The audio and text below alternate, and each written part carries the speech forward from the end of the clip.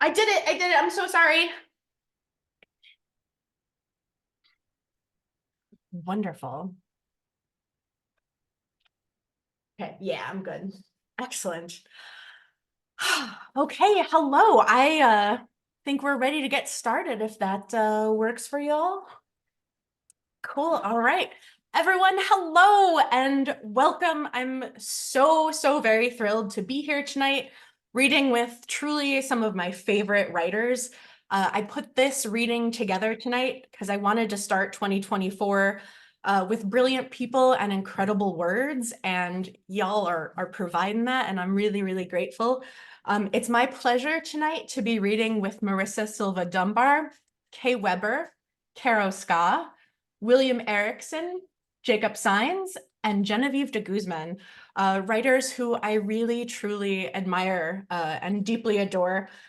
These are all writers that are going to make everyone want a teleporter so you can teleport to their city. I think we're repping 4 time zones tonight. So you can teleport to them, grab a drink, hang out, talk poetry, art, have a laugh. It's truly my joy to be reading with everyone tonight. So thanks again for meeting me virtually in this Zoom verse. Before we get into the words, I just would love to take a quick moment and use this platform to demand an immediate ceasefire and end all attacks on Gaza. Please feel free to reach out to me if you're interested in ways that you can make your voice heard. I'm happy to help with that, from in-person protests to emailing or calling your representatives. Also, now and forever, Slava Ukraina, fuck Putin. I am going to start out our reading with a couple of poems. So just to introduce myself, hi, I'm Sara Matson. I live in Chicago.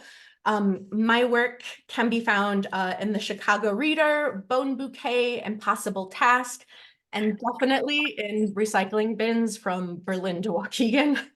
My pop culture chapbook, special features DVD poems, is now available on Amazon. It's from Alien Buddha Press. Check that out.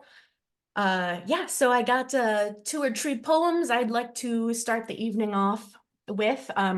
This is all brand new shit that I've been working on. My first one is inspired by Prince, the artist formerly known as Purple Rain, was a very influential album for me. So this song is called Advice for Obsession, and it's based off the song The Beautiful Ones. So this is Advice for Obsessions. Perforated souls cry, baby, baby, baby. The delicious and young heavens that damned my sweet future quiver like ley lines stretched across invaded fields, carrying monsters providing claws instead of toes. My damp sponge wine lobotomy encourages in the way questions I can't answer dance. An impulse saintly skull stolen, an omen tempting my neckline like a silver bullet chain, hungry for pavement. Paint my chin in eyeshadow, slice my breasts with edged paper, slack mouth, I watch my blood pooling in dented bottle caps. Tempted, slicking doubt like fringe above my eyebrow, always we move forward, around, forward, perfumed for the occasion.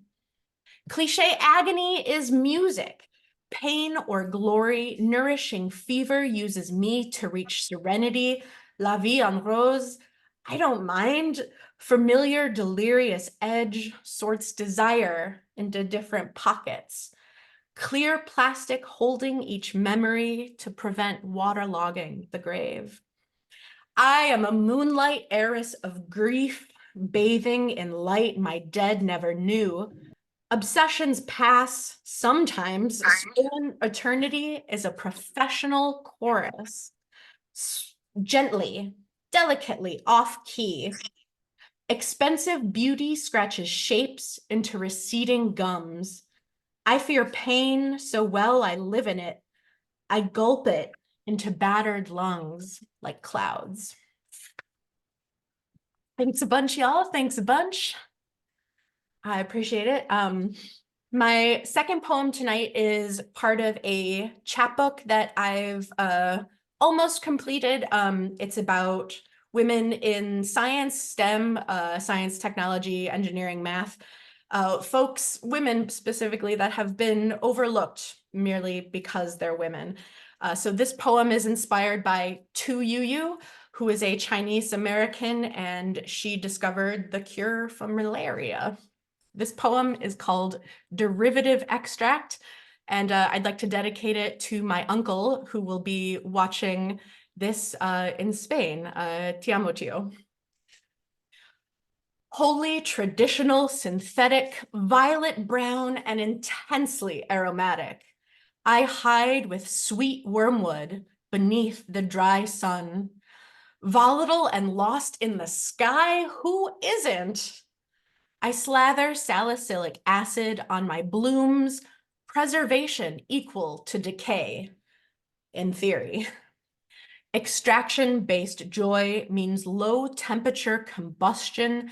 Iron bridges melt my cleavage, while blood digestion releases the hope of millions airborne like a virus. Protein disposal in all manner of gorgeous sparkle, free radical species, microscope chic. Uncomplicated herbal pipelines sense the patio furniture, eradicating the smallest life, dubious in concentration. I diversify my phytochemicals to dissolve my primordial tea, nightly ritual. Scattered derivative cleanses my timeline wrought with lingering, if not delectable, parasites. Intramuscular tonic, my bitter lemon voice dips between ancient pages like recipes or mild blood anomalies. My exact mechanism never fully elucidated. I trip over the glove-worn page. My love breaks molecules to each defective protein, markers as precursor to expansion, forward under red law, healing and healing and healing. Thanks so much. Let's see, I think I'm gonna do one more. This poem is also brand new. It's from a little tiny chapbook I'm putting together inspired by tarot cards, because I just love the aesthetic of them. They're so bananas cool. So this is dedicated to my love, Jeff, and this poem is called Lovers. Sometimes I'm perfectly mismatched. My torso a cavern of angles and stones, pleasantly vintage and often musty with nostalgia, like a Terry Gilliam cartoon. Heavy patterns pull my eyes to wave pools thriving in my belly button. Protected by rows of hardy leaves, my flowering heart remains billowing and unfinished. Clavicle moons reminiscent of a moment wrapped at the hip and spilled like cereal milk or episodic fixations. Playing doctor with a neighbor, wrapping broken twigs with twine, clutching math homework, peelable nail polish, how crawling is movement. I cut away scars on my palms, glowing like a misspelled word. I wonder if the sizzle between synapses is enough burn to light by. No one admits a sword laid upon the weight of trust is thicker than the steel it yields. Thank you so much for letting me start out this awesome night. It is such a joy to be here. And I would love to introduce our next reader. So our next reader tonight is Marisa Silva-Dunbar. Marisa Silva-Dunbar's work has been published in the Chelsea Underground, Surviving Scandival, Chanterelle's Notebook, Not Ghosts But Spirits, Volume 2, and The Bitchin' Kitchen. Her second chapbook, When Goddesses Wake, was released in December 2021 from Maverick Duck Press. Her full-length collection, Allison, was published by Querencia Press in 2022. You can find her across social media at The Sweet Maris. To check out more of her work, go to marisasilva-dunbar.com. I met Marisa because of a really awesome anthology she co-curated with Kristen Garth, based off the works of director Sofia Coppola and actress Kristen Dunst, called Christophia. So it's really such a joy to have you here tonight, Marisa. Please, everyone join me in welcoming Marisa Silva-Dunbar. Thank you so much, Sarah. I'm actually going to be reading different pieces from my collections. I don't have anything from Christophia, but maybe for another reading. So my first one was actually originally written in like 2005 or 6, but I reworked it when I found out they were doing the Chelsea Underground anthology at Fevers of the Mind.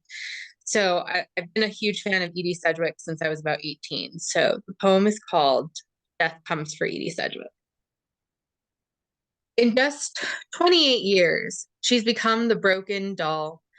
Memories of her father pushing and punishing her will into submission. The loss of Minty and Bobby. She was once a superstar, but now she tailspins to sleep in her plush bed. She sinks into the velvety underworld. She's delicate and delicious, a champagne-covered strawberry. Her silver celluloid skin hums horripilation. Breath sits in the back of her throat. I whisper, "Don't worry, darling. I will cradle you out of existence, show you love most could never manage. You are finally safe here." Her chat noir eyes flutter closed. Ermine hair fades to black. Thank you. My next one is from the Surviving Scandival anthology. I don't know if any Vanderpump Rules fans are out there, but this one is called Lala is the Greek Chorus.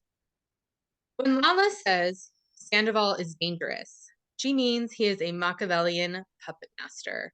Rachel is his prized marionette, for now. Lala is the voracious oracle draped in shimmering purple leopard print, jewels dripping from her ears. Lala foretold this calamity while Bambi Eyes and her beau, tapeworm with a mustache, were fucking around glittery LA. Sandoval plotting how to turn hashtag Queen Ariana into the villain, the crazy ex. All right, this is from my collection, Allison. This is basically a found poem or remix poem from her own online journals. July 15th.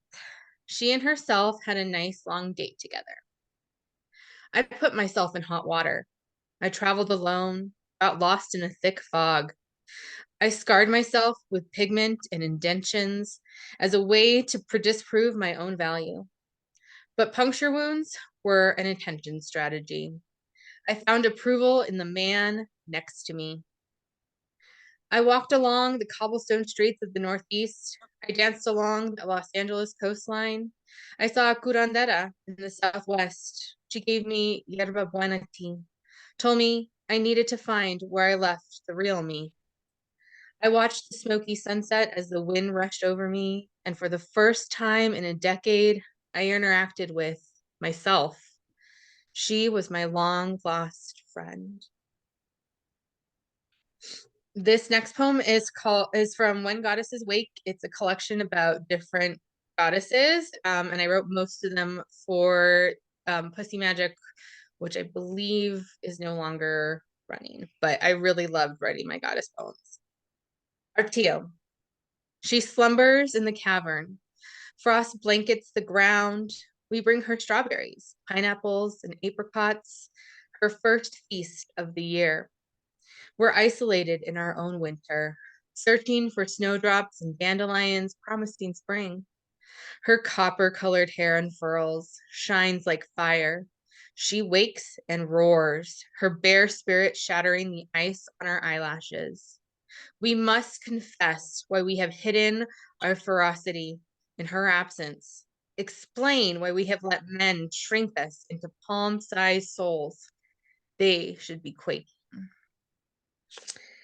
And finally, this is from my first chap called hashtag Becky. And I really like this one because I feel like it's the twist in the collection and ends on a positive note. Directions after pity.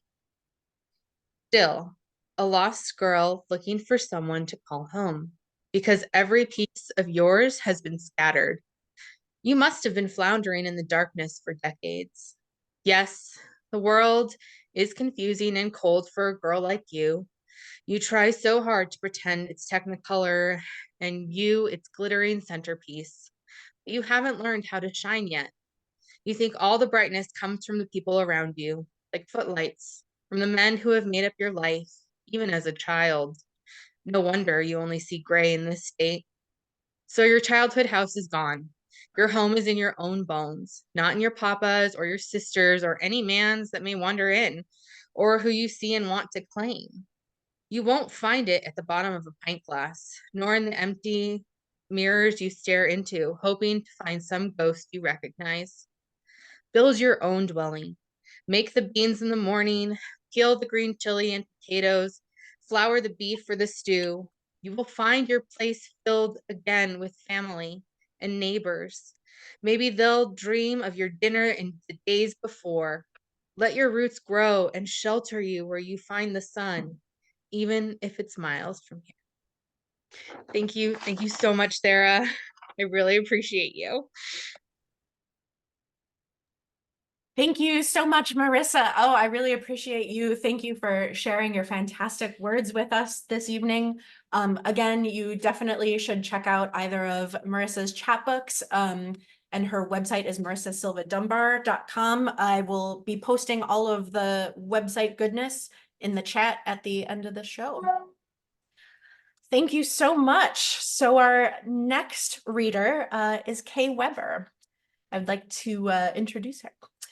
Kay Weber can be found at kayweberandherwords.com.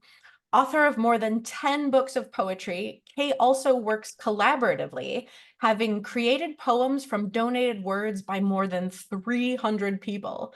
Kay has poems published in publications such as The Hooley Review, Writer's Digest, Fevers of the Mind, and her photography and digital collages appear in literary journals, including Barron Magazine and Nightingale and Sparrow. Much of Kay's wonderful work is available as a free PDF or audiobook on her website, which again is kayweberandherwords.com. Kay's work is wildly inventive, not only because she utilizes her fantastic and unique perspective through poetry, but she does so with words that have been donated. So she doesn't even know what she's getting and she spins it into art. Kay also shares the most amazing memes and videos on her Instagram, and it's a joy to be her friend. Please join me in welcoming Kay Weber. Thank you so much. And thank you to everybody who is here tonight. I'm so excited to be reading with you guys. This has been a really long time since I've read my poems aloud. So it's very exciting, a little anxiety rattling, but I think I'll muddle through. You guys are really good at being my wing people and I appreciate it. I wanted to start off, I'm using I'm using my phone and my laptop, so bear with me just a moment. Gosh, there's just so much to say lately, but I think the loudest is obviously right now, ceasefire now, ceasefire yesterday. There's just a lot of long pauses, not a lot going on in mainstream media that's bringing attention to the atrocities going on. There's a lot of held breaths, there's shouts, there's cries, there's screams. And I hope that if anything, if any of you haven't already, if you could take a moment while I'm reading my poems, I don't mind if you use this 10 minutes while I'm reading to do this, I'd really appreciate it. Someone has set up a website called freemypalestina.com. If you go to that website, you click one link, it automatically generates an email, text in the body, you can read through it. It automatically populates with representatives in our nation and across the world. You can feel free to add representatives to that as well. It took me less than a minute to do. And if there's anything, if you're feeling like, gosh, I don't know what to do, this is a great way to start. And that's freemypalestina.com. And I'd really appreciate it if you take the time to do that, whether it's while I'm reading or whenever, but don't feel bad if you decide all of a sudden, yes, I'm going to do this right now. I'd love that. Thank you so much. And I'm going to read across a couple of different collections that I've written over the years. I've been writing for about 30 years now. This is one called The Weeds Nestled Next to the Lilies. You could never be a lily, laundered with your topographical mess of hair. Daylight flickers by and fumbles over you. Looking beyond, I picture you in your ragweed dress, dragging thick along the sidewalk while you wait for rain to drink you in again, until you're finally filled to lily tips, a wildflower. And that is from my first collection called Midwestern Skirt from 2003. That's the only one I ever did in print. I just kind of DIY'd that one back in the day. And that is on my website now. All my collections are digital now and free. And this one is called Springtime Easily. I'm really looking forward to spring. It hit 45 degrees here today in Ohio. So I'm already just very, very urgent need for spring. These are the nights with clearest eyes, the bright cricketing from dew-stained grass. Their bodies breathe in with high-pitched sighing, small voices traveling an echo alongside late trains. Inside the dark, the moon remains a bulb by which a cardinal on its red perch can read the outcome of tomorrow, while cats fight and feast with fleas, then flop their bellies on quiet asphalt. Spring trees flower sweetly and sway their sex like a dancer's hips to a lone saxophone. Limbs dangle like tired hair and arms just before the bar closes, and the sleep-drenched kiss tastes like honeysuckle. That was from Bluest Gray, a collection I did online in 2012. And this is called Hidden Identity. The full moon was bare shoulders until the glow of skin slipped away and the surface buried all the flaws and plugged the pores beneath a cloudy fabric of bedtime sheets, but shimmered and shivered, briefly in gold spasm, so all would see tranquility before sleep. That's from a unique little connection. I know Sarah mentioned I do donated words poems. Prior to that, in 2018, I had this idea to put a collection together that utilized all the titles from the literary magazine I edited in college and reflect on those pieces, but also write new pieces that are inspired by or just new pieces that use those titles. So that one was called Hidden Identity. And it was a very different poem in the beginning, and then it inspired this poem. And I think it even inspired probably me going into doing more collaborative work along the way. So that's a very important poem and project for me. And another one from that collection, Cling as Ink, is Plant Words. And I keep scrolling with my one hand's doing one thing, one's doing the other. Plant Words. The part that supports my bloom, unwavering like a day without hiccups. I was a mess before your pith and root fought to carry me into the sunlight. Little short one there for you.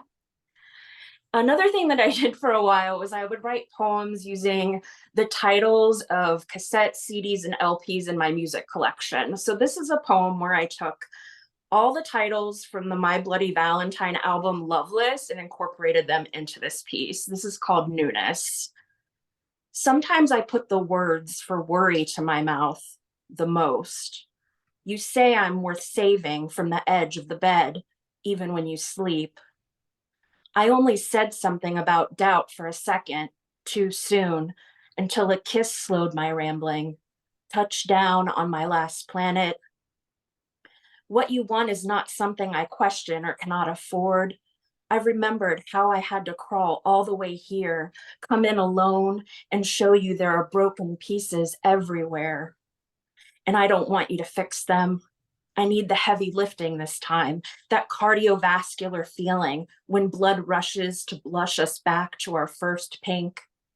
My name means weaving, and so I knit things quickly back into comfortable shapes as a loomer, trying not to lay looming over each word.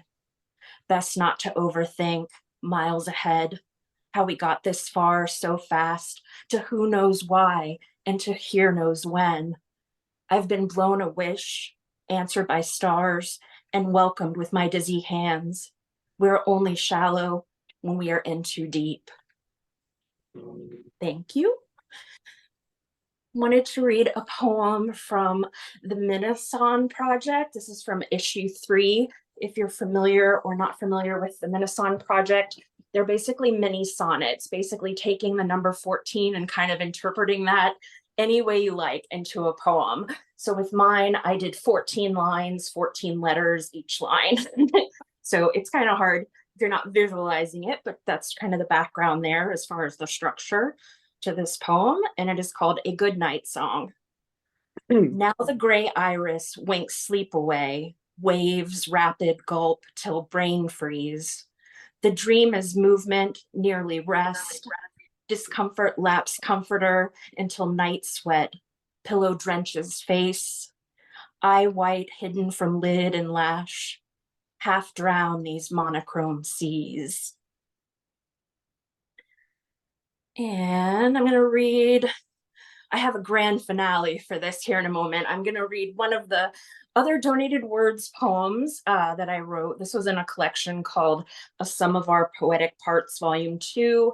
I usually take all of the donated words poems that I've done over the years and eventually put them in an online free collection. So this is one called Underneath that features 4 donated words.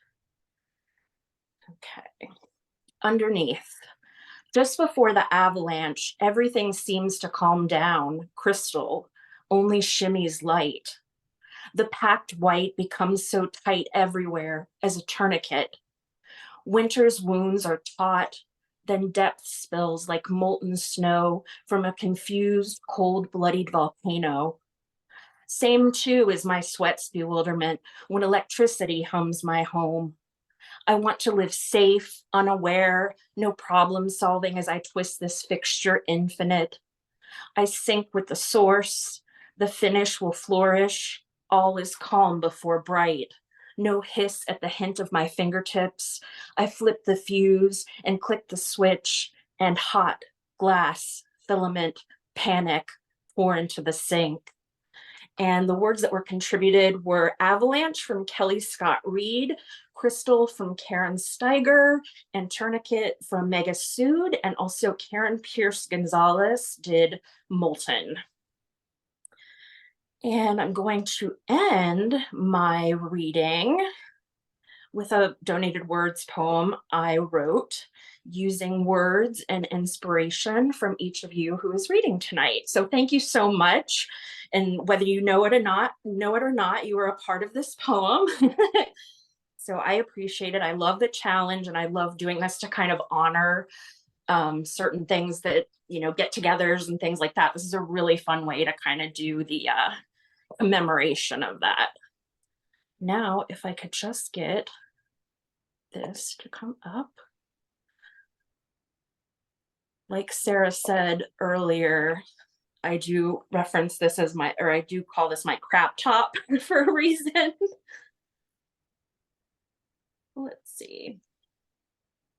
Well, I do have a backup here, so we're good.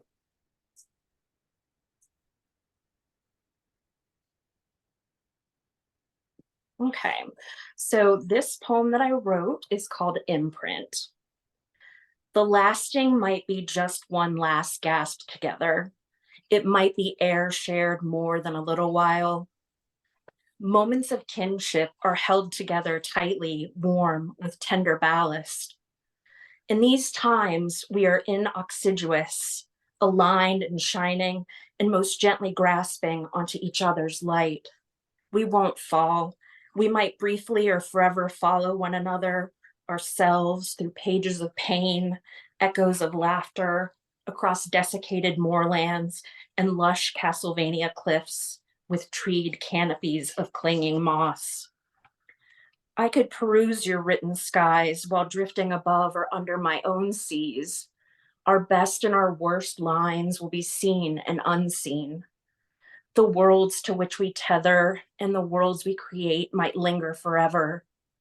Words caress and collide as any stone can skip the water's surface or break into a cold sweat, leaving so many pieces everywhere. Sorry, I didn't end that quite. I meant to like end it solid. And then I kind of, I wanted to do it justice. Genevieve contributed ballast, Will contributed collide, Marisa inoxiduous, Jacob Castlevania, Sarah Stone, and the title word imprint comes from the poem I Am My Father's Child by Karo. Thank you all so much. Wow, thank you so much, Kay Weber. Again, you can find more of Kay's work at kayweberandherwords.com.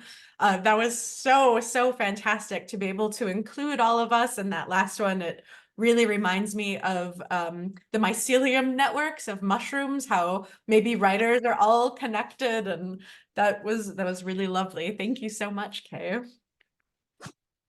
Oh, fantastic. Oh, y'all, I'm feeling so great. I'm so excited to introduce our next reader, which is Karo Ska. Karo Ska is a South Asian and Eastern European non-binary femme migrant poet living on occupied Tongva land, aka Los Angeles, with their black cat muse. Their full-length collection, Loving My Salt-Drenched Bones, is now available from World Stage Press. Some of their other work resides in Dryland Lit, Tenderness Lit, the Intercultural Press, and elsewhere. I met Karo through our mutual friend, poet slash goddess, Ingrid M. Calderon Collins, when we did an Instagram live reading in the heart of COVID in 2020. And I was really floored by Karo's incredible voice and poetry. You can find more of them on Instagram at Karo, K-A-R-O-O hyphen Ska, S-K-A-A, where you can also get information on writing workshops that they run, which is another reason I need a teleporter, because I would love to take one of your workshops. Please join me, everyone, in welcoming Karo Ska. Oh, thank you. Hi everybody. Thank you, Sarah, for that lovely introduction. And I've been loving everyone's poetry so far. It's so beautiful. And Kay, thank you so much for that beautiful tribute to all of us with the words. That was really great. And I also want to echo the call for ceasefire in Palestine and to free Palestine, because and yeah, and all the all the just different atrocities that are happening across the world. And the poem that I'm going to start off is called A Prayer to My Ancestors. And my father is from Bangladesh, and that area also underwent a genocide by the state of Pakistan back in the 70s. So, yeah, like genocide happens all too frequently around the world, and it is something that I think we have to continue to fight against. And so yeah, so I'm glad that thank you for folks for bringing that into bringing it up tonight, because it is very important that we continue to talk about what's happening, even when it's not very present in our lives and we're not being directly affected by it. a lot of the a lot of American funds are going into the genocide, making it happen, and that's part of, we live on this in this empire, really. So yeah. Well, I'm gonna get into some poetry. Oh, and I forgot, I'm gonna do a timer, because I'm like, I'll either like read for like 3 minutes or I'll read for like 20, because I have like no sense of time. Okay, so this is a prayer to my ancestors. Bengali ancestors, I call on you. Find you swimming in the rivers of my bones, your spirit's wisdom bathing in my marrow. I am the West Bengal Muslim migrating after the 1947 partition of India. I am the Mukti Bahini fighting in the 1971 war for liberation. I am the rickshaw my grandmother pulled, rescuing Hindi girls from a war not of their making. I am the lost languages, the lost recipes across European dictated borders. I am the bird flying over barbed wire, the smuggled cow lifted by a crane across the fence. I am the refugee craving a spot to call home. I am the August floods, the monsoon rains, the delta silt. Bengali ancestors, what words can you give me to deepen the magic of your heritage? America's falsified promises rage against the peninsulas of my lungs, sneaking a flag into my heart. I pull it out, shred it, burn it. No flags will take root in my body. I am made of people, not nationalities. Ancestors, we looked at the same sky, conversed with the same moon. Now I dream with you.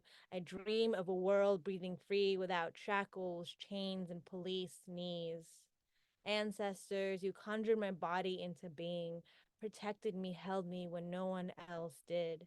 In your eyes, the ones I see reflected in the mirror, I see a future not yet ready, waiting to be born, and I hope I'm making your dreams come true. That was my first piece from my collection, Loving My Salt Drenched Bones, which came out in 2022. And I'm gonna switch it up a little bit, and I'm gonna read some new things that I've been working on. And this first piece that I'm going to read is actually well, I wanted to give a content warning, because I mentioned suicide ideation. I don't like get into like details or anything, but I do mention it. It's sort of like the what the poem is about. And this is actually going to be in a anthology that me and some folks are putting together around mental health. It's called That Time You Workshopped a Poem on Suicidal Ideation. In workshop, you read a poem on how you dream of killing yourself. Your voice is scratchy and weak. You feel pathetic. You force diamond and iron into your tongue, trying to say, I glitter. Despite these suicidal urges, I am not weak. It's so important for you to be strong. This is what your mother taught you. Never be weak. Someone comments, I feel so seen by this poem. You look around the Zoom room and everyone is nodding. No pity, only a gratitude for putting language to something we've all been through. For a minute, elation swells inside you. You feel brave. Then sadness washes over you at what lies behind the eyes staring at you. In Black Indian, Shonda Buchanan says, if we would have had teachers, mothers from the clan, maybe our lives would have been different. If we would have had anyone, a grandmother or a West African elder or tribal leader show us how to use our second sight to change things, maybe we wouldn't be so messed up. And you see the cruel wounds of imperialism, colonization, and white supremacy, everything that they have stolen from you and the people around you, and what have they done to us that we crave death over life? How do we reconnect what will heal us? How do we rebuild the relationship with our most significant mother, our mama, Earth? Thank you. And that's actually kind of a work in progress. I'm still like figuring out the ending, and I wanted to read it because I'm like been a little bit stuck on how to end it. I kind of improvised some of the ending. Still some, yeah, I'm still working on that. And so and now I'm gonna switch it up again a little bit.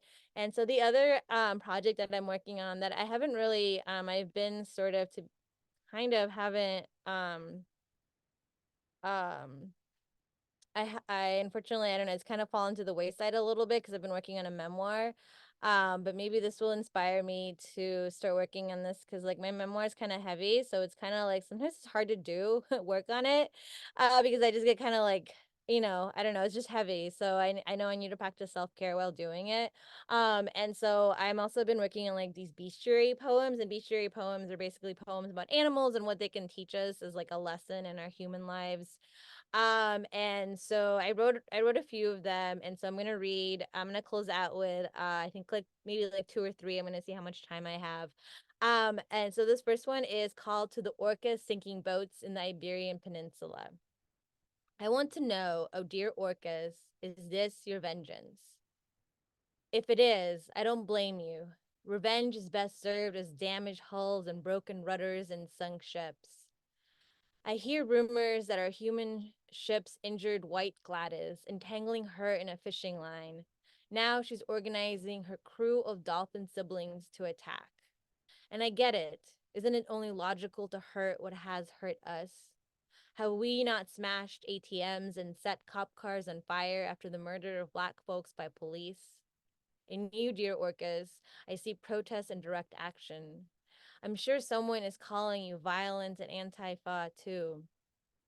It wasn't always like this. Once you hunted with us, the Katangal called you Bioa, brothers, because you helped them capture baleen whales and you shared in the catch. But the non-indigenous colonial settlers aren't so smart. They don't trust you like that. So now here we are. Maybe it is just curiosity, a fad, as the marine biologists call it, like when you balance salmon on your noses to see who can do it longest. Our Earth is mostly ocean, so your world is so much bigger than ours. But I think you're tired of our shit. Like SeaWorld and pollution and tuna fishing and how we endanger you so that your babies don't grow old either. And by either, I mean we do the same to our own species. Less than a month ago, Fantabality, 8 years old, died killed by a cop's bullet. 6 tons of sleek, together and organized, you have the power to undo us. Dear orcas, I give you my blessing, and I hope that there's a little bit of White Gladys in me too. And when I march in the streets, your strength will flow in my fist held high in the air, sinking metaphorical ships. Thank you. So I'm gonna go ahead and end with this one. So this one is about a chipmunk. This is a true story. I guess a lot of my poetry tends to be kind of personal. So yeah, so this is to the chipmunk who sniffed my elbow. In deciduous forests, you carefully construct underground homes, hiding your entrances, partitioning rooms for eating, sleeping, and pooping. During the day, you scavenge seeds and mushrooms, dispersing new growth. The truffles you nuzzle out from the soil contain spores that contain the future of forests. Because what would trees do without the mycorrhizal network that feeds them water, nitrogen, and phosphorus? In my journal, I ache ebony ink scribbles, trying to be balms for wounds I thought have healed but have not. I'm still crying for a mother I did not have. In the salt of my despair, I hear a rustling, smell the sharp perfume of fur. There you are. Whole marble eyes, 2 white stripes on your sides, edged in black, offering me a tender hello, a tiny claw pat on my elbow. You are the archetypal mother, a farmer planting new life, a fungi nurturer. You are the reason the forest survives, the forest thrives. And today, dear chipmunk, you are the reason my roots flourish. Today, you feed me tender maternal love with the quick blink of your eyes. You cultivate the network of affection I need to rise, to grow, to continue to be a force of courage against a late stage capitalist storm that continues to pull our collective from the ground, leaving us starving in our extracted loneliness. You, dear chipmunk, simply with your existence, fertilize a future of communal joy. Thank you, everybody. It was such an honor to read here. Thank you so much, Sarah, for inviting me and for organizing this. This was such a great way to start 2024. And yeah, I'm just can't wait to hear more of everyone's poetry. And I'm gonna drop a couple links in the chat about I have a blog and also drop a link to how you can purchase my book if anyone's interested. And then I'm gonna hand it over to Sarah. Thank you so much. Fantastic. Thank you so much, Karo. That was wonderful. And I really appreciate you sharing with us. That was excellent. Fuck yeah. Oh, brilliant. Wonderful. Y'all, I'm having the best night. Thank you for making it possible. It gives me great joy to introduce our next reader, William Erickson. William Erickson is a poet from Vancouver, Washington. His writing can be found in Six Finch, West Branch, Ghost City, The Biscuit Hill, and elsewhere. He is the recent author of chapbook Sandbox, out now with Bottlecap Press. William's debut full-length collection is due in early 2024 from April Gloaming. He lives with his partner and 2 pups in an old house across a busy street from a large tree.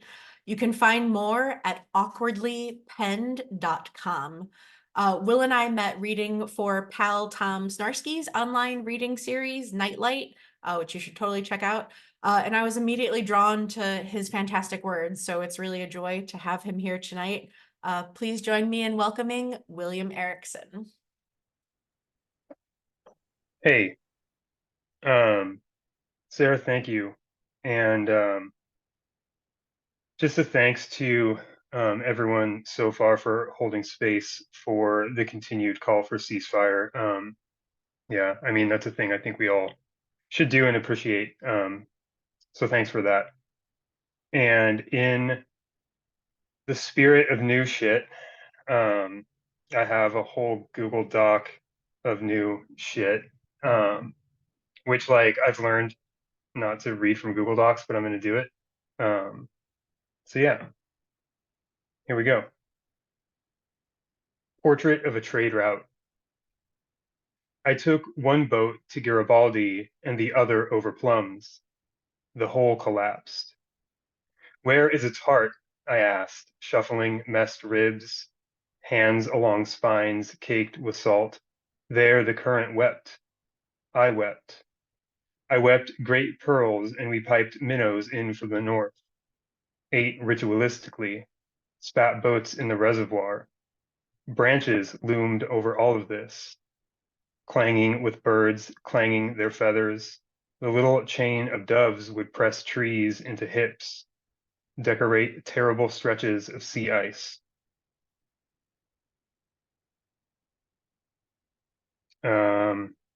These are all, well, the first batch of these are all portraits. So I don't know if they're like still life portraits. I don't know what they are. They're new. I'll figure it out. Portrait of an air raid. Lips hover over bone. I heard squirrels chatter, taut rubber threads, all types of marble letters, huge blue pores imminent. Okay, one more portrait poem. This poem has an epigraph by a local poet here and a fantastic friend of mine named DC Klein. And I believe this is from his collection called Half a Martyr, which you maybe can pick up. I'm not sure. I think he was planning on taking it out of print. But if you're in and around the Portland area in a bookstore, scrounge around for it. It's worth looking. DC Klein.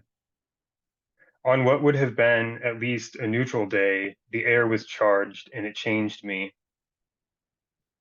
Portrait of a picnic. Drawers can see, cupboards speak. These long sentences your grace extends from the library roof with stingy rain on its chin. Where it falls, black moss explodes. Night explodes. Has anyone really seen the night near Dutchman's Creek? There, the dark pickets jut into trees. I asked my love, may I have that small flame from the jar? A chain of red ants, reciprocal until not. I lace my shoes past the ankle. Please climb uninterruptedly into the slick puzzle of lumped skies our lungs enjoy.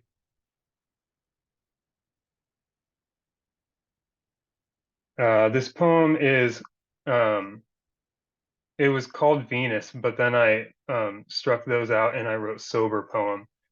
So I think that this poem is supposed to be sober. I tried to bathe at 7 a.m. The evening that slow smear found a buckle independent of earth, but stitched wrinkling plates. We all swell with termites. Small white chickadee, your white is off-white. Okay. This poem is called Sweater Weather, and I'm now commemorating it to the urgency with which we all need spring to arrive. Sweater weather. Are we an umbrella? Are we white finches? I find small bones inside a deadbolt, and this makes my doctor cry. Portrait of roof rack carrying roofs. The world is oblong and testable. This is repetition. The small tastes of church, unpalatable, but for money, that fucked wet bench, that floral anemone. The winter here is such a sun bumper. Nobody let the whale in the house, but the floor is still salt. Until a man can eat what he walks on, the ceiling is B's and Q's. All hope in the world is stuck in the alphabet. Razor wire on the fences makes beautiful fences. Okay, a couple prose poems, maybe like 3. These are all true stories. Foldable knife. The man carries fall inside his pocket, but the man grows absent-minded and loses fall in all the trees wear clothes all winter. Bears block traffic. Starlings stud the chain-link fences. We open doors, and in our openings so become a naked truth. All that man ever wants is his very last light to be quietly tucked. Turnstile. A father and son stoop on the lip of the earth. The earth hasn't spoken in days, so the father and son spread stones to make a new mouth. Hunger ladders like a throat, scoops ghosts in spoons and ladles from its apron. The boy tells his father only secrets. All light is time bleeding. When God laughs, oaks and maples turn transparent. Joy is not a feeling, but a man so small even the sea can't kill him. Combine. I hear my joy on the radio like one finds joy in ogling death. Milk cows marching into the grill of a Mack truck. Some sounds correspond to knobs and keys, while others whittle whalebone to chalk the wheels of the river. My joy is packed on a ship like the rest. My joy maneuvers the locks with precision. Every package I sign for begets a new signature.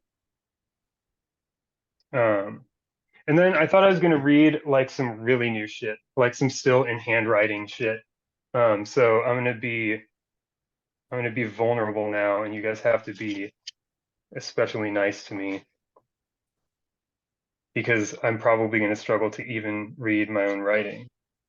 None of these have titles, but I've become really obsessed with the mundane. And so I'm sorry if these are boring. I'll just title them with their numerals. 1, I gave up on the nourishment of animals. On the shitty chair a Tuesday is. The heat of my soil boils whole operas. I sit in the bird seats. Messages in my zygomatic crest. Your eyes fit the keyhole in my palm. Your love is a burglar for freedom.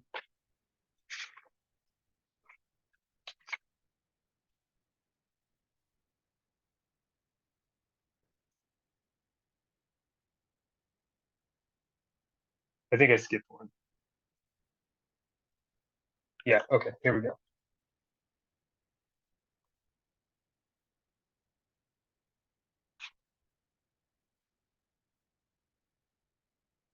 The story of my name exudes pixels. Some people draw pictures even till they die. My words get buried under grouse and elk. Imagine totally rearranging your whispers. The library is one repressed wail.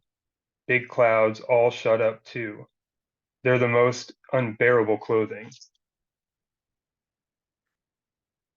Okay, I'll finish off with a poem about my dog because he probably wants in here really bad, but he's locked in the room that's down the hall so that he can't come in here and be a disruption.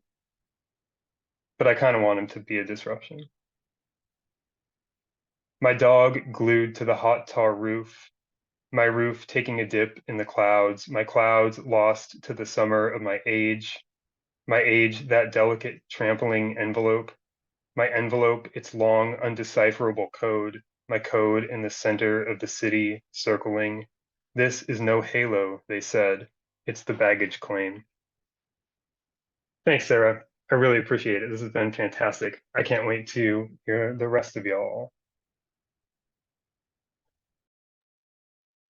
Thank you so much. That was fantastic. Everyone, that was William Erickson. You can find more of his work at awkwardlypenned.com. Oh, some bangers. Everybody's just pumping out the inspiration I'm going to carry with me all this year, y'all. Whew. Awesome. It is such a joy for me to introduce our next reader is Jacob Saenz. Jacob Saenz is the author of Throwing the Crown, winner of the APR Honickman First Book Prize, and available at Copper Canyon Press. His poetry has appeared in The Boiler, Memorias, Poetry, Rhino, and other journals. A Canto Mundo Fellow, he's been the recipient of a Letreas Latinas residency, a Ruth Lilly Poetry Fellowship, and a Latinx scholarship from the Frost Place. He currently serves as poetry editorial board member for Haymarket Books. I am incredibly privileged to call Jacob a friend, and it's so super rad that we live in the same city. So everyone here should definitely be working on a teleporter. Come hang out with us and Jacob's wonderful fiance, Megan, two of seriously my favorite people in the city. Please join me in welcoming Jacob Saenz. Hey, thank you, Sarah. Thank you so much to everyone who has read before.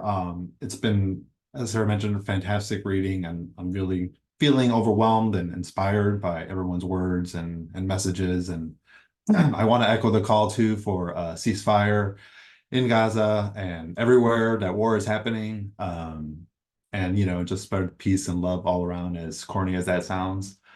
But yeah, I wanted to start off with a somewhat of a silly poem that I'm just gonna call Goats Screaming into the Void.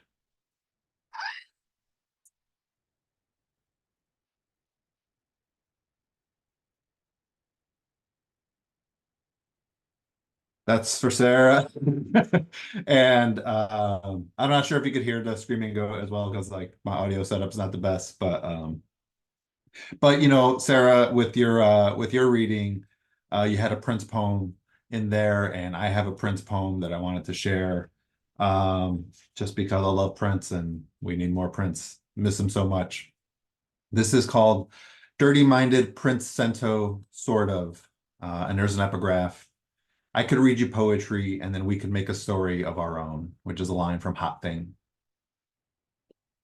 Dearly beloved, here we are in this big old empty room, staring each other down. You're a sexy motherfucker, a hot thing, a peach with an ass like I've never seen, an ass like a fine-cut diamond mounted on 2 legs of stone. Tonight, you're a star and I'm the Big Dipper, and with your permission, I want to undo your zipper with my teeth to take off your tight dress I heard rip when you sat down. Let's pretend we're married and go all night. Even though I'm wary of marriage, I'm willing to pretend for you, for I want to be your lover, your mother, and your sister too. There are thieves in the temple, and sometimes it snows in April, but I got a line in my pocket, and baby, he's ready to roar. You're as soft as a lion tamed, as wet as the evening rain, and I'm just a horny toad who wants to feel you up and jack you off and give in to your pussy control while your pussy cat watches from behind curtains like a creep. I want to show you there is joy and repetition, joy and repetition, joy and repetition, and we'll be raving until the joy fantastic, until you're screaming like a white lady, I love you in me. I'm serious, I get delirious whenever you're near. You've got to steer this little red Corvette on my way to erotic city, and I'll give you head until my love is red. Head until I'm dead, and you must revive me with a kiss, and doves fly out of my mouth, and the sky thunders, and purple rain falls onto our smoldering bodies.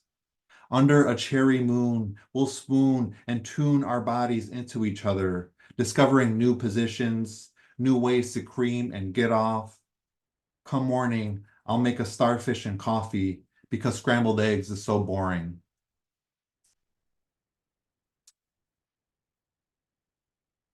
Let's print poem. And I'm going to shift gears a little bit. You had also mentioned, and I had planned to read this anyways, but fuck Putin. So fuck Putin, I would like to echo that as well. And this is a poem called The Cats Renounce Their Origin. Our cats no longer want to be called Russian blues since Russia's invaded Ukraine for over 100 days and counting. They sense my love and I are no czar and czarina, and they feel no lineage to their native land.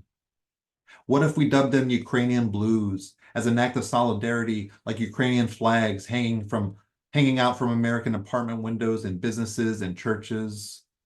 Do cats even need a country of origin as labels? What if we just called them graybacks or kind of blues? Our cats, a pair of American blurs of fur who renounce Mother Russia and pounce on mouses stuffed with catnip. They meow, free Brittany Griner, whom we saw live and in person playing in the WNBA finals, and we cheered when her team lost to the Chicago Sky, our hometown team. It was the last time BG played on a WNBA court before she flew to Russia to play for a team which pays her more than American soil courts, despite the rise in league ratings and attendance and sponsorships, and before she was detained for over 100 days and counting and sentenced to 9 years in a penal colony for allegedly smuggling hashish oil. They meow, bring BG home. They meow, fuck Putin, after puking up a clump of wet gray hairs and chunks of dry food on hardwood floors, then sniff and lick their buttholes from the comfort of our bed. One rubs on my leg as I write this, while a commercial plane soars overhead. Meanwhile, in Ukraine, a warplane launches more bombs and missiles down on buildings and civilian cast as collateral damage by state-sponsored messaging. The cat plops on the floor and yowls with its belly up, ready for a rub down. Obviously, that was written before Brittany Griner was released, thankfully, and she played a full season in the league last year, which I love. Yeah. So kind of new shit. This next poem, it's not really titled. Jose the artist, the sketcher during class lectures, and painter outside of school, the maniac for animaniacs, invited me over to a sleepover at his home. And maybe our 7th grade selves watched Pinky and the Brain plot to rule the world only to be foiled again. But what I recall is a black and white tiled basement, cold to the feet, an easel set up, a work in progress of brush strokes and dabs of oil paint, and his father's desk drawer, pulled open with a box inside. And inside the box, a silver gun, a glossy revolver with an ornate white handle, which Jose picks up and points at my chest with a smile, a laugh. And despite my love of violent movies, of shoot-'em-up video games and war toys, I ran upstairs in tears, afraid of an empty pistol pulled out in play. The gun up close, numbing the notion of fear, of what a bullet does to flesh. His aim steady as a paintbrush, my body a clean canvas.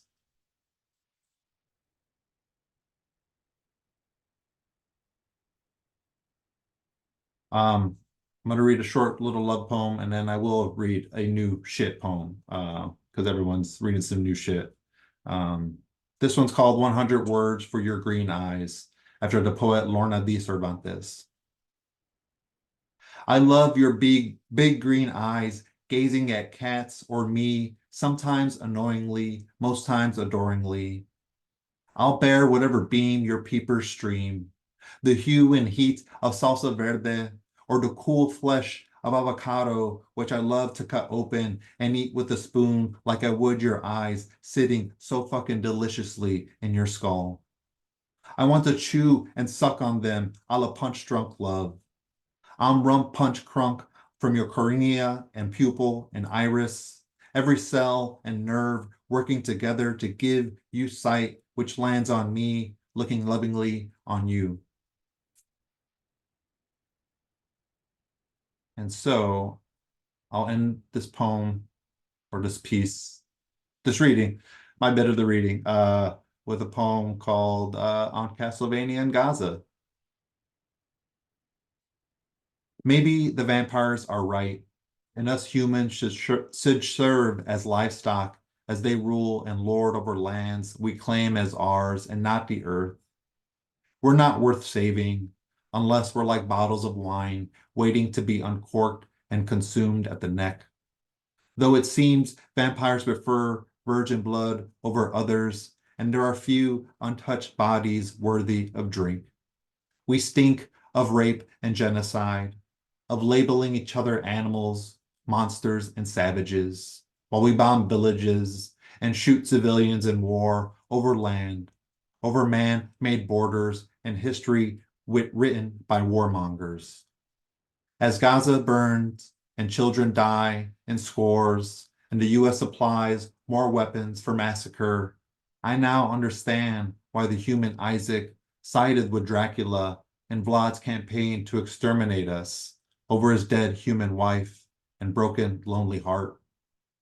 We have no moral standing, are no better than night creatures shooting out of hell hungrily, forgetting they were once people. Night creatures eye us as the real monsters, no better than bloodsuckers, because we love the bleeding, the feeding of war's maw. For the greedy, profiting off death, we're the wretched, the worst. Better off quenching vampires' thirst and hunger than plundering the earth for material matters that don't matter in the finale. Thank y'all.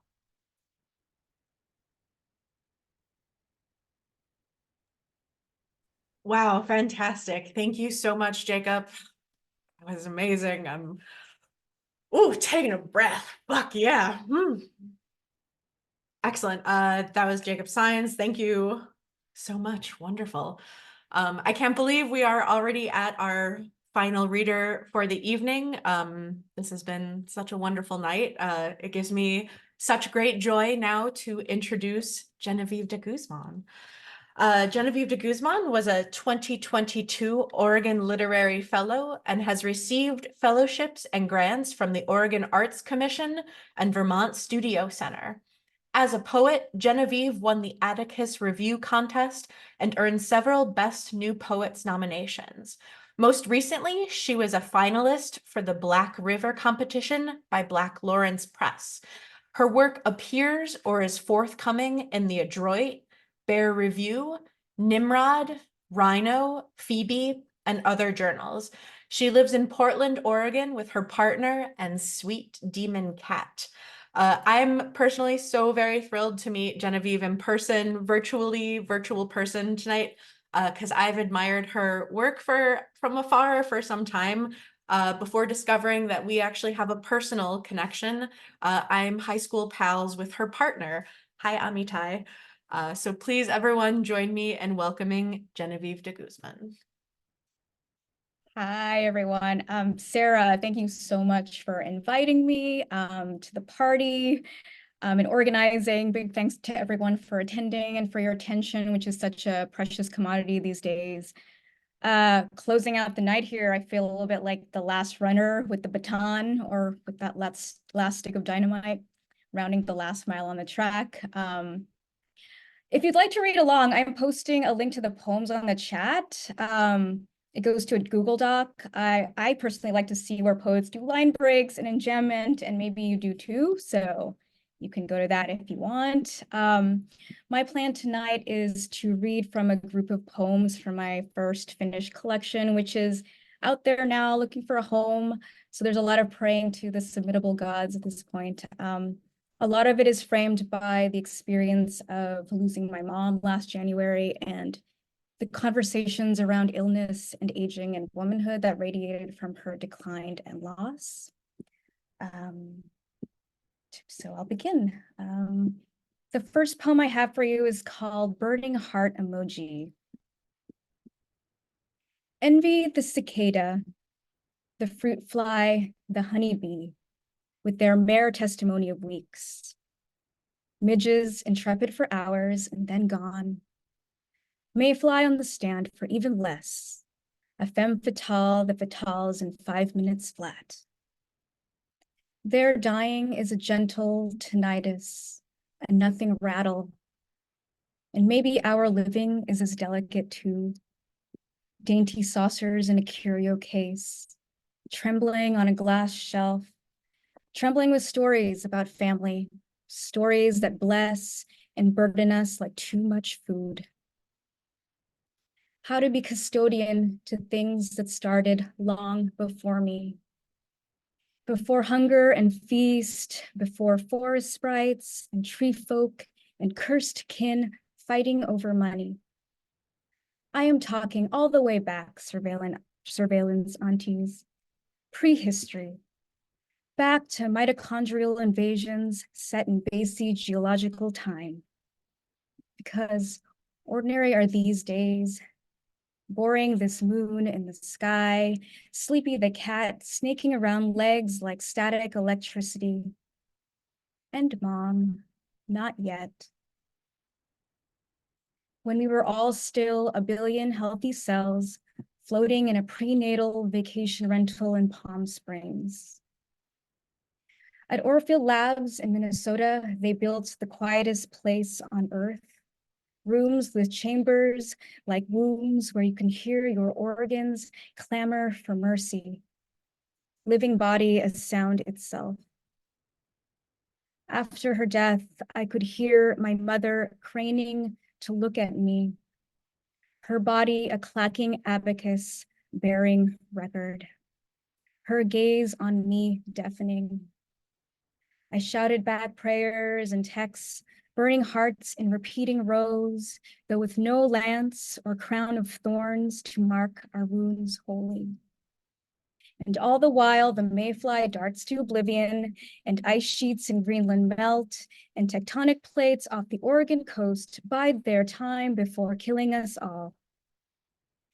Everyone was so distracted that no one bothered to swat me dead. I got to live instead. For some 300 seconds, I think about my mother, how she too trembled on glass. And I hear the mayfly speak, beating inside my scorched chest. Fire, heart on fire, my heart on fire. The next poem I have for you all is called Ghost Transfer Has Its Side Effects. I didn't know the ghost that rolled in with the fog, like a headache behind the eyes. A stranger, it sat on my chest, made a throne. Many ghosts sit on thrones, but this one didn't want to command breath so much as push out what remained, an expulsion of airs.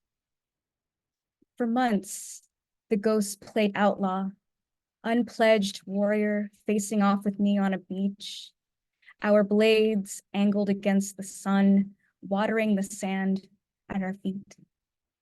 It exhaled words with irony, mishap, madness, melodic, mother, then retreated deeper inside the corkscrew spaces of my body until I couldn't see it, the way a splinter can warp the whorls of clumsy fingers.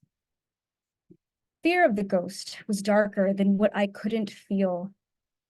A dense black scream. A typhoon so vast there was no outside the eye of its storm. Battered, the ghost and I climbed the hills until I could survey the valley below. How I'd clung to the earth of you, mother, held on as if you were a homeland my feet had never set upon, but longed for. We turn in the skies, a mutual gyre, you clinging to my hand, you now becoming my ghost. Thanks. So I'm a big science fiction nerd, and the next poem kind of loosely channels, as most poems do, the xenomorph queen, which is the creature from the Alien films, kind of in all her maternal, terrifying glory. And this one is called Sympathy for the Xenomorph. Long after my blood was drawn and the doctors were done, I sat fallow and untouched for months. A drained wetland, a body full of inert pips. I waited for someone to touch me, to drink the waters, to grow something in the soil. It was a while before I could dip my hands in the mud fields of others. I was mostly amphibian then, quiet in my tadpole skin. At the outer limits of space, I hitched a ride, worked my way up to kissing on the mouth. After a few dates, I was ready to get down, to burst chests over mess hall dinner trays. I called it heartburn, sometimes heartbreak. The Suriname toad gives birth this way, humps its young inside the flesh of its back until they erupt fully formed, like a tender rapture or a plague. My body is also a popped blister pack, ragged, holy, like you could hear me whistle standing there on a windy hill. It's the kind of love that scares me, I tell my doctor. That which sings a harmonious tune in the key of ripping and tearing. In my belly, a small grenade sits, unexploded. Come at me with your Mad Max strollers. Bypass the burning roads of endometriosis, of ovarian cysts, of desertification. Because epigenetics, I look to the mother. I am surprised by the violence wanting to be passed down for no good reason. Parents tell me a newborn changes your life. It becomes center, a wheel turning, a Constantinople crossroads that turns to ruin eventually. I swaddled my ruin and ran. I punched eggshell walls, cesarean tires on SUVs, but still couldn't give birth. Why the verb to give? What am I giving? I once read about a pregnant, brain-dead woman kept alive to give birth. At 23 weeks, the human fetus has the vital organs needed to survive outside the mother. From this cell-knotted swirl come hearts and lungs to give us all the ache and air we'll ever need. And there's my alien mother of chitinous beetle body and black ooze. She's coming for me, doesn't care if blood is thicker than water or if the blood of the covenant is thicker than the water of the womb. She won't give up or give in or give a shit. She only requires a soft animal body to host. The xenomorph evolved in the darkness of space, lucred herself blind in mud. When I stand mirrored before her, I see she has no eyes. I should have known.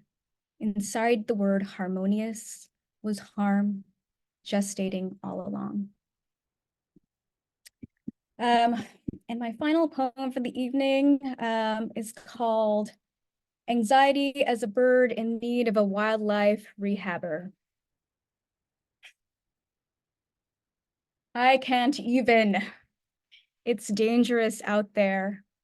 Window strikes killing birds by the millions. Death pouring from the skies.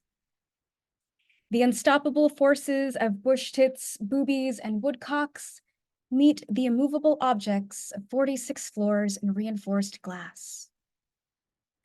Not a slingshot pebble, not a heat-seeking hellfire missile. Nothing downs a bird as reliably as a clear surface. Honesty was always the transparency that killed. For self-preservation purposes, I stay away from the light, pollution. Resist any magnetic field, stay pleated inside airtight containers of obfuscation. But every day, I'm pinwheeling in rooms full of pristine people. How they wit and gesture and peacock with ease, like champagne poured in flutes. I'll never be those delicious bubbles at parties. Neither a goldfinch nor a yellowthroat. I'm rather firefly, lichen etched deep, man of war, vampire squid. My shine is bioluminescent, sober and drowsed, technically a cold light, radiance that needs dark. In dreams, Mean Girl gives me a round of applause. The cuckoo bird missteps at the wrong hour. And out there are cats who want nothing more than to eat baby birds. My cat's life purpose is murder and sunshine. It's a love when she lets me know it's okay if I can't lie in the sun. With a swift bite, warmth surely gushes. Don't tell Emily D. I'll sink my teeth into any downed thing with feathers. Sometimes a bird gets lost inside a building. Sometimes I get stuck inside a cage. At the Ninoy Aquino International Airport in Manila, I once saw a lone egret in the departure terminal, gliding back and forth, stopped short by the glass dome, its twiggy feet flexed and grasped at some crystal clarity whose beauty it couldn't behold, but pummeled anyway with its beak. I tried to quiet my thoughts during takeoff. We who require metal, fiberglass, and jet fuel to ascend for the privilege to pee at 30,000 feet. Yet birds have always done it with grace at decent heights on something as simple as fluff and down. But don't be jealous. That guy Icarus flapped his soft wings and fell. I've thought a lot about the trapped bird, wings beating the glass in time to the sound of hands clapping. Afterwards, a broom swept feathers into a dustbin. You think this story is finished, but more bodies rain down. Thank you. That's my small kindling to the altar of art tonight. Thank you. Thank you so very much, Genevieve. Everyone, that was Genevieve DeGuzman. God damn, that was fucking great. Everyone, I really want to say thank you so much to everyone who's read tonight. Thank you, everyone, for joining tonight. As my pal Tom Snarsky says, thank you, everyone, for giving the last 90 or so minutes of your lives to poetry and to words. I would encourage you, please check out each and every reader tonight on their website, on their Instagram, on their Blue Sky. Request their books at your local library. If you're able, please buy their books. I'm about to link everything in the chat. And I want to say again, thank you so much, Marisa, Kay, Karo, William, Jacob, Genevieve, for your time and energy and reading here tonight and getting 2024 off to such a gorgeous start. Y'all really are incredible, and I'm very privileged to know you. Thank you so very much for being here. I'm going to stop the recording. Thank you.